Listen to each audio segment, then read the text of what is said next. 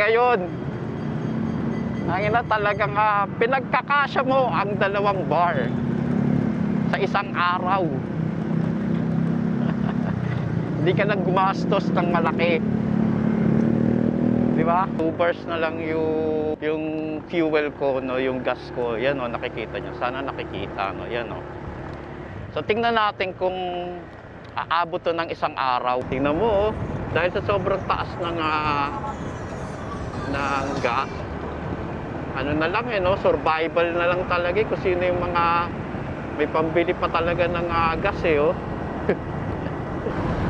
Kumbaga, ano na lang, matira mayaman. Diba? Grabe, no? Kung ano pa yung pinakang essential ng mga Pilipino, no? Yung pang binibenta ng government, hindi ko maintindihan. Tanginang yan. Tapos mangungura ako, ay puta naman talaga, no?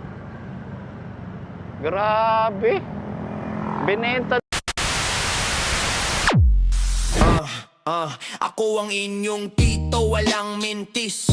Kwento ko'y buo, walang na-miss. Bagong balita, hatid agad kahit ulan, kahit init. Di ko iwasan ang lakad sa kalsada sa gitna ng ingay. Yo.